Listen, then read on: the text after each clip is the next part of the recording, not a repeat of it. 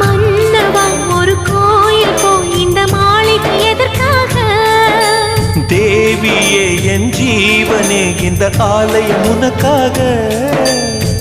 வானில் ஒரு புயல் மழை வந்தால் அழகே என்னை எங்கனம் காப்பாய். கண்ணே உன்னை என் கண்ணில் வைத்து இமைகள் எனும் கதவுகள் அடைப்பேன். சத்தியமாகுமா? நான் சத்தியம் செய்யவா? தொடு தொடுவெனவே வானவில் என்னை தூரத்தில் அழைக்கின்ற நேரம்.